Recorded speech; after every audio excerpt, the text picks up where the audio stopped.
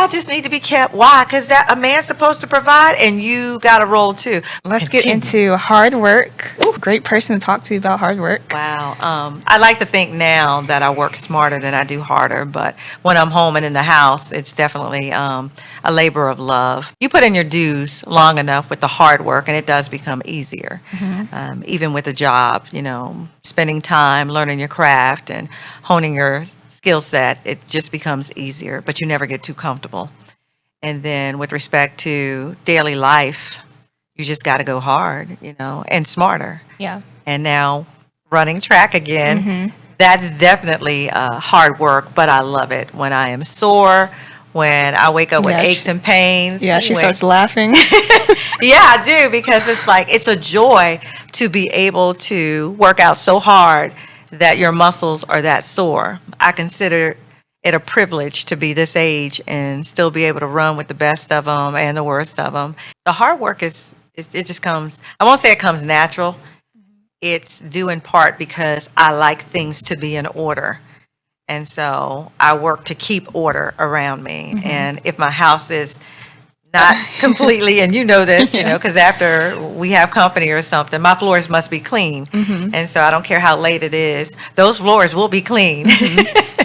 And dishes and, so forth, everything must be put away. So I like order. I consider, where I am in this life to be a blessing. And so with everything, you need to be a steward over it.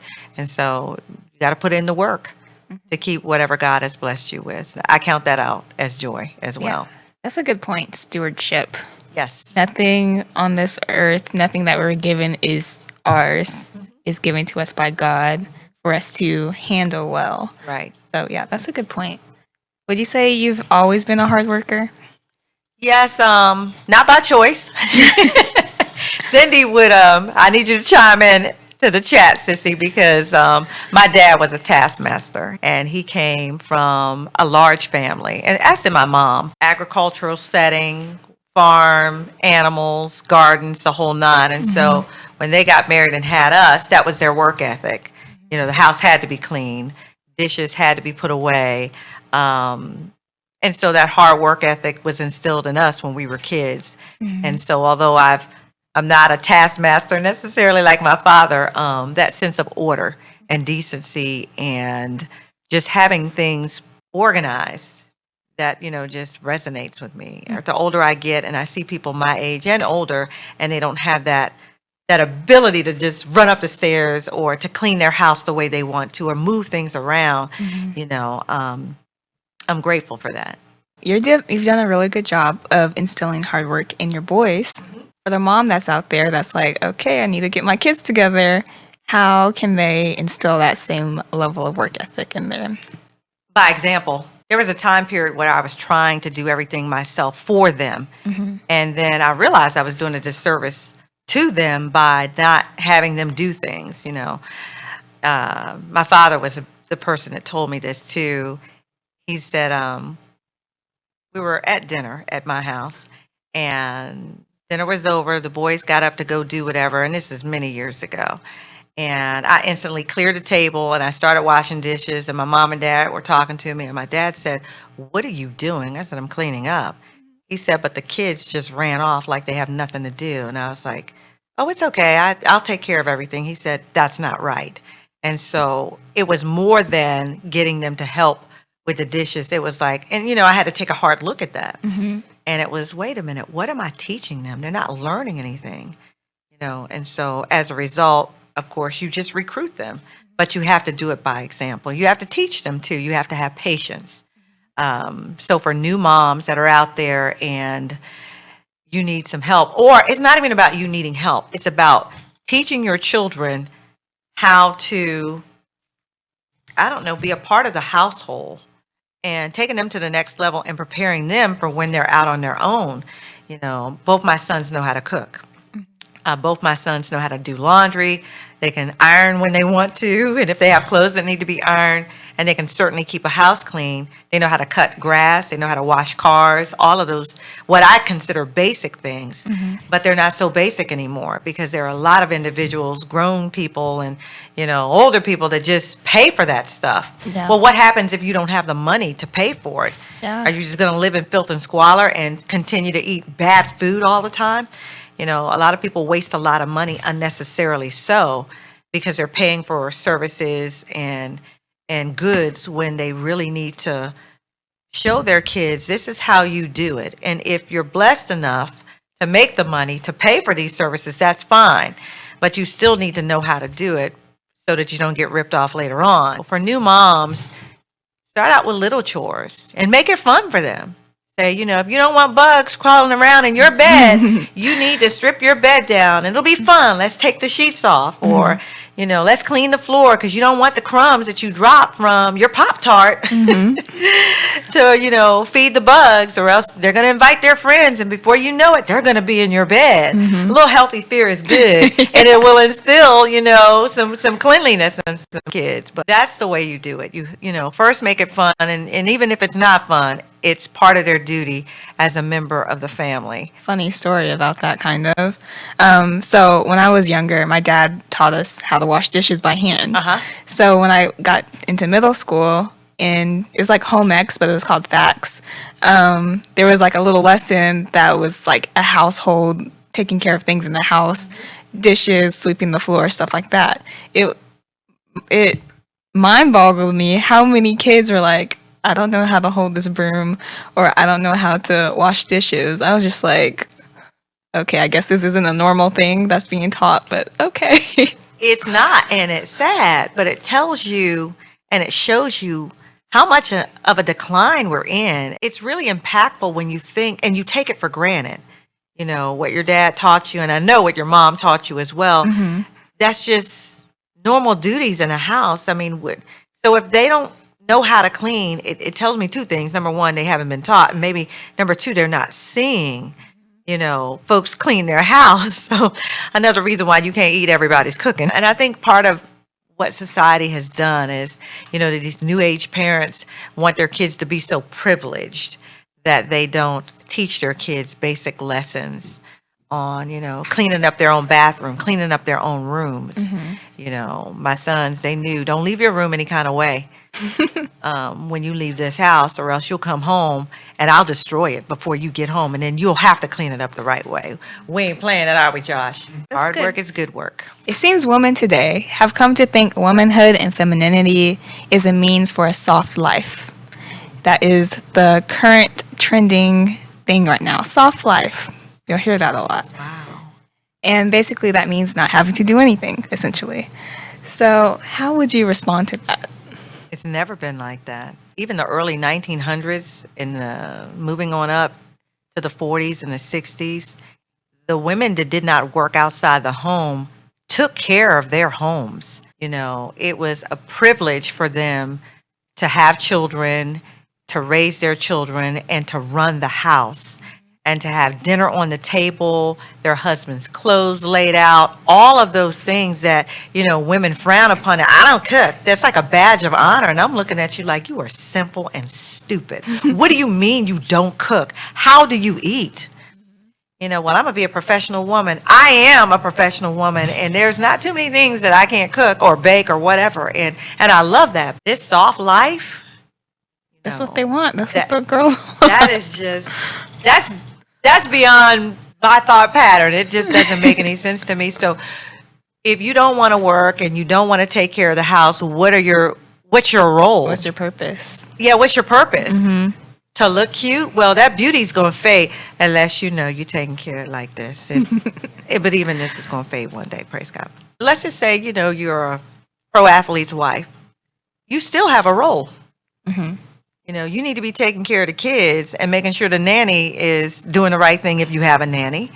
But for me, I never wanted a nanny, and I didn't want too many housekeepers either. And when we had a crew that would come in and clean the house, there were certain rooms that I didn't want them in. I didn't want them touching my laundry. Yeah. I just didn't feel like I wanted folks that deep in my life. What is your role in this soft life thing. That's idle mind is the devil's workshop. What are you doing if you're not providing for your family? Are you even picking up kids? Are you even having kids? You know, if you're not a good cook, learn. Do a little bit better. Surprise your husband, or else there's always somebody out there that's going, I won't say take him from you, but Leave the door open. you're leaving the door open if you don't provide anything for him except sex. Sex you can get anywhere, but a good woman, one that's willing to ride or die and, provide for you at home, that's a rarity now. And so that's soft life. I don't like that term. And I don't like that whole thought process is just, that's wicked to me. That's so wicked. It's like, Yeah. oh, I just need to be kept. Why? Because a man's supposed to provide and you got to roll too. But once again, that's rooted and grounded in biblical principles. And so for any woman talking about, I want a soft life. Okay, well, that's fine. We see where you're not rooted. I don't know where you're rooted, but I can tell you where you're not rooted. Because the women of the Bible worked. They had worked their hard. roles. They worked hard. They really Yeah. did. So I think we nowadays, true women of God, we have it much easier. But we love our roles.